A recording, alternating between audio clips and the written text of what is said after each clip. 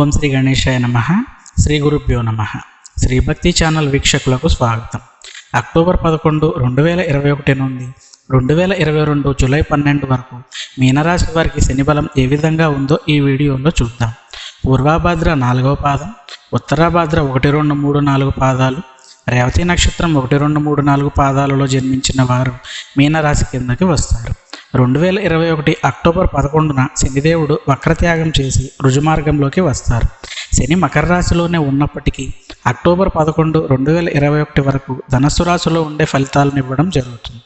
2021 October 11 నుండి 2022 April 29 వరకు మకర రాశిలో ఉండి ఏప్రిల్ 29, 2022న కుంభరాశిలోకి ప్రవేశించడం జరుగుతుంది. మీనరాశి వారికి ఒక ఇంత గడ్డు పరిస్థితులే నడుస్తున్నాయి.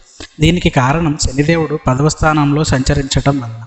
10వ స్థానాన్ని చూస్తూ మకరంలో సంచరిస్తూ 10వ స్థానంలో ఉండే ఫలితాలు కలుగుతాయి. శని భగవానుడి దయ త్వరలో మీకు లభించనుంది. 2021 అక్టోబర్ 11న శనిదేవుడు వక్రత్యాగం చేసి రుజుమార్గంలోకి వస్తారు. అప్పటి నుండి శనిదేవుడు మంచి చేస్తాడు. ఎంత మంచి అంటే మీరు ఈ మధ్యకాలంలో చూడనంత మేలు జరుగుతుంది. మంచి జరుగుతుంది మీనరాశి వారికి. కని విని ఎరుగునటువంటి శుభాలు జరుగుతాయి మీనరాశి వారికి. అది ఎలాగంటే 11వ స్థానం అంటే లాభస్థానం.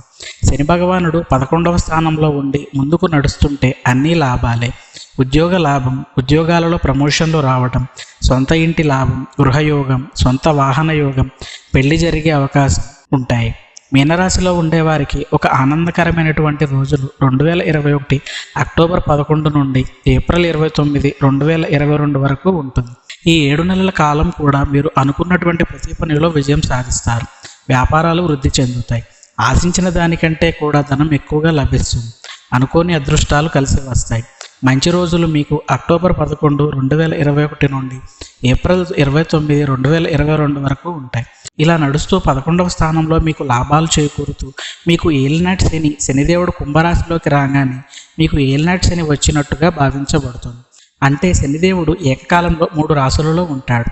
వెనక, ముందు, మధ్య. అంటే శని భగవానుడు ఎప్పుడైతే కుంభరాశిలోకి ప్రవేశిస్తాడో ఏప్రిల్ 29, 2022లో ఆయన కుంభరాశిలో ఉండి మీనరాశిని చూస్తాడు.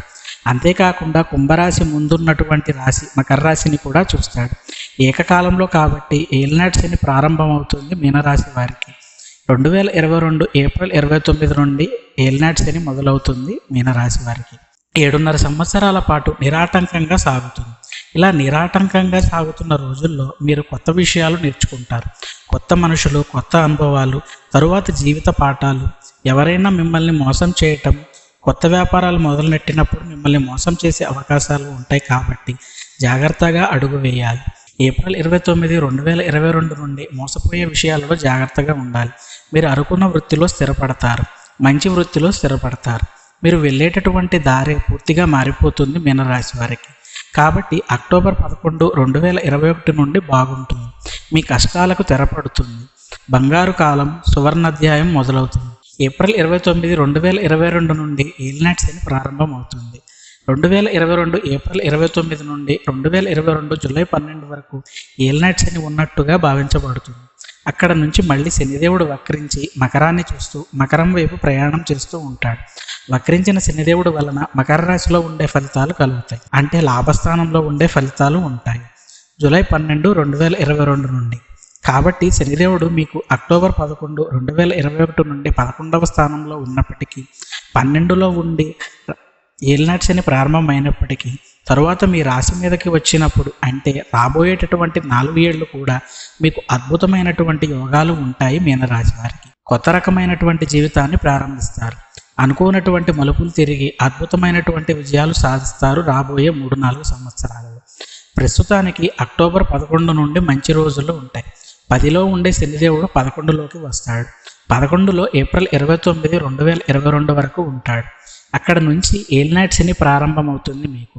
శనిదేవుడు వక్రించే కాలం అంటే జూలై 12 వరకు కూడా బాగుంటుంది. అయితే ఆరోగ్యాలు జాగ్రత్త, మోసగాళ్ళు బయటపడతారు.